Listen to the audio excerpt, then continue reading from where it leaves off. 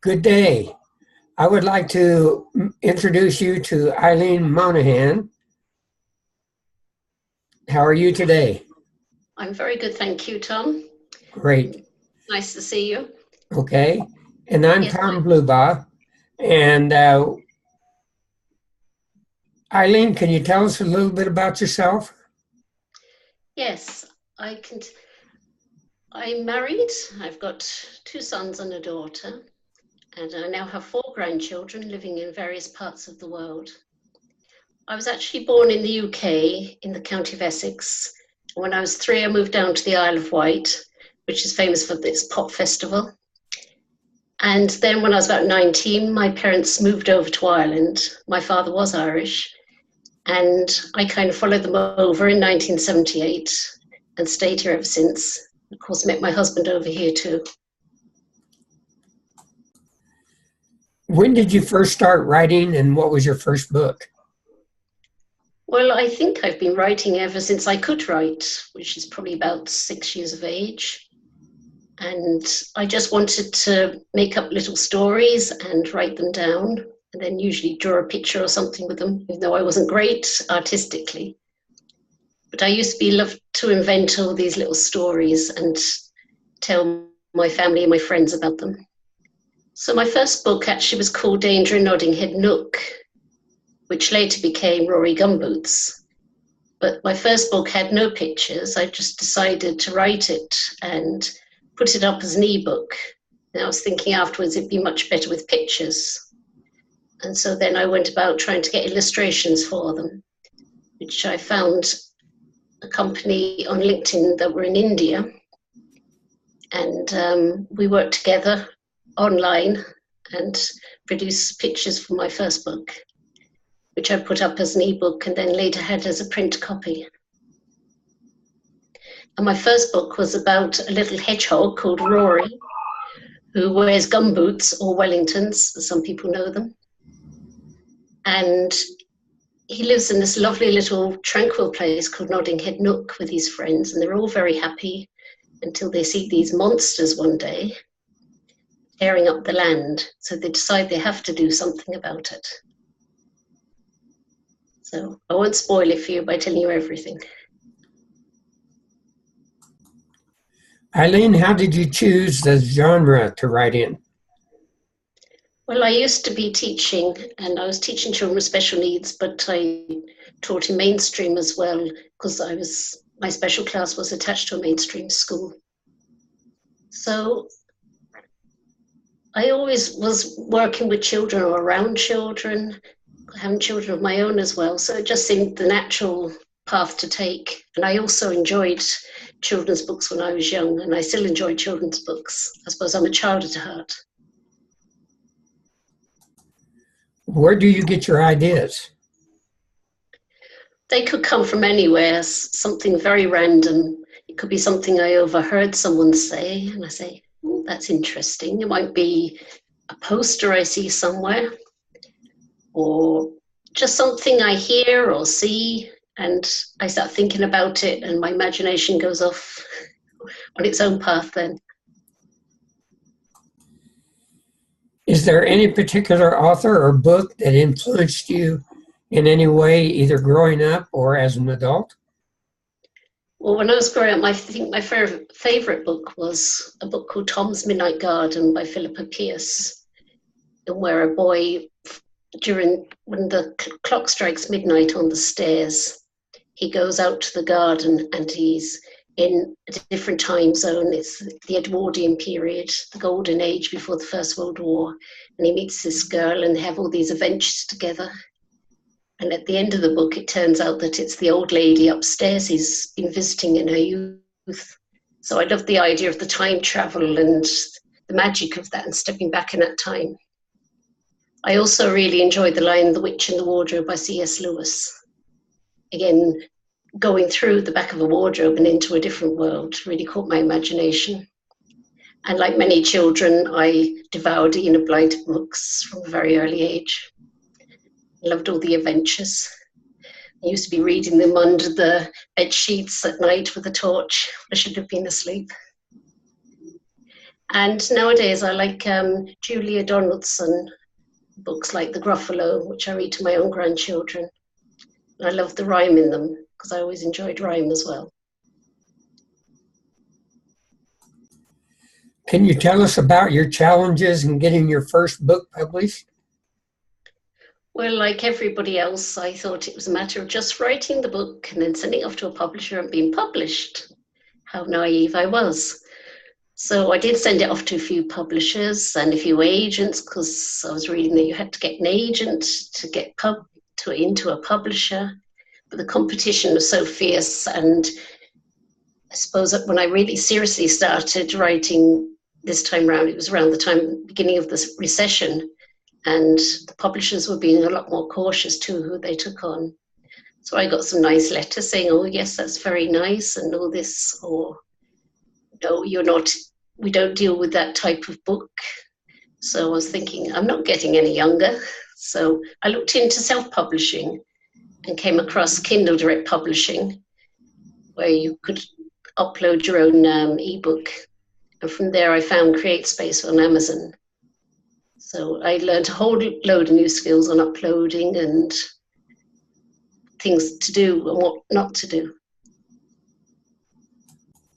If you had to go back and do it all over, is there any aspect of your novel or getting it published that you would change? Well, I think I did learn a lot in the process of doing everything myself, and I learned to network with a lot of people, you know, people that illustrated my books and people that took photographs for my books. So it was good to make a lot of contacts. And I found the marketing now has been very difficult. So that's why I've come to Tom and the authors community to help me out on that. And it's very lonely on your own. So recently some Irish people that are self-publishing have trained to join together to try and learn from each other and be stronger to sell our books. So, and I've heard maybe you can probably get books done, printed quite cheaply out in China and places like that. That's something I must look into, I'm not sure. So I suppose I don't regret, you know, having learned everything that I've learned, because it is a learning process. But hopefully things might be easy in the future now with talking to Tom and everybody else out there. How do you market your work? What avenues have you found to work best for your genre? Well, I've done the usual things of Facebook and having a Facebook page. I set up a simple website with Weebly, and I had another website on WordPress, and I did Twitter, and I'm exploring Instagram at the moment as well, because everyone seems to be using that. And book launches when I had a book, local newspapers and radio, and I did a few local television interviews. But it's constant, you have to constantly be at it because people soon forget. So I'm still learning. It's a whole new ball game to do the marketing. Is anything in your books based on real life experiences or purely all imagination? Well, a bit of both. Now, the Wreck of the Hesperus was based on when I was very young, and we used to come in messy from the garden. My father used to say, "You look like the Wreck of the Hesperus." And I used to say, "What's that?" I hadn't a clue what the Wreck of the Hesperus was. Well, apparently there was a famous poem written about the wreck, which was a shipwreck called the Hesperus, but I didn't know that. So in my own head, it was some strange creature. So I thought that'd be a great idea for a book. So that's what I base my book, The Wreck of the Hesperus, on. And then in Hattie and Jacques Love London, now I was thinking of the Town Mouse and Country Mouse story and taking it a bit further with a mouse from London and a mouse from Paris.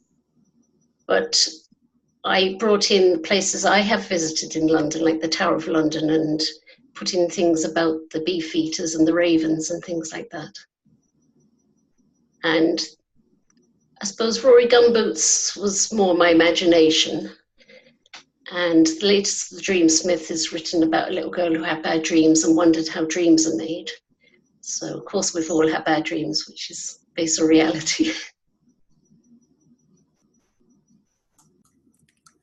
Are there certain characters you would like to go back to, or is there a theme or idea you'd love to work with?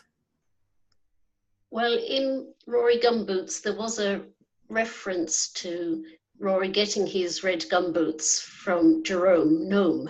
So I didn't pursue that, but that's something I could pursue and find out how he got his red gumboots. At the moment, I'm not really sure, but I'd have to think about that one. And then in the Hattie and Jacques Love London, the next natural thing would be to go to Paris, to have them go to Paris. Of course, I could do New York, I could do all over the world then if I put my mind to it. So that definitely could be a theme, a travel theme and an educational theme. What do your plans for future projects include? Well, at the moment, I keep thinking about poetry, and I don't know whether it's going to be poetry for children or poetry for adults. I do write poems and short stories as well. So it's something I'm thinking about, and it's still gurgling away in my mind.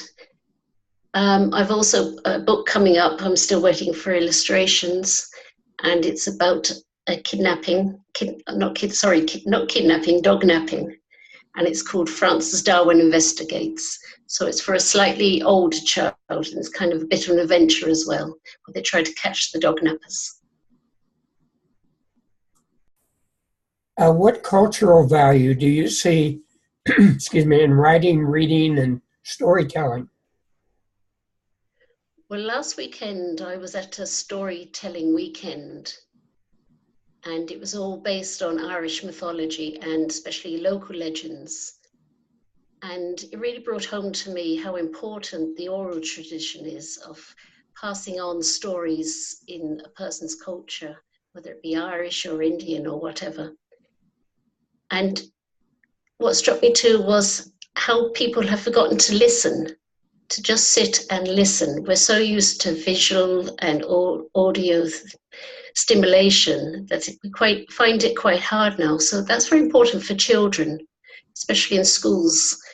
I mean, they're so used to being on the iPads and playing games and everything online that to just sit down and be quiet and just listen to a story and look at a book is very important, I think. And it's good to bring in different cultural stories from around the world too into the classroom, I think. It's very important for language to listen, to be able to read and comprehend, and then to reflect on what you've read and be able to write something. And also it's very important for children to be able to express themselves. Well, it's important for all of us to be able to express ourselves creatively. Have you any advice to give to aspiring writers? Well, I think it's important to maybe join a writers group, whether it's local or if you can't get to a writers group, to maybe see if you can do something online where you can exchange writing with somebody else and get each other to give critique on it or review. It's good to be open to advice. It's no good kind of shutting yourself off, or you'll never learn anything, or take offense at what somebody says. Just take on what they've said and decide whether they have something important to say or not. You don't have to follow everything that they say. And different people have different opinions. You can also do writing courses, again, online or somewhere nearby. And the more you practice, hopefully the better you get. And put in for competitions. You never know how you do. Is there anything else that you would like to say to your readers and fans? Well, I'm very grateful for all those people that have bought my books and have told me that they've enjoyed them. So if you have enjoyed one of my books, I'd be really grateful if you could do a review for me on Amazon or on Goodreads. And I hope that you tell me what you like or dislike even about my books to help me improve. Eileen, how will people contact you?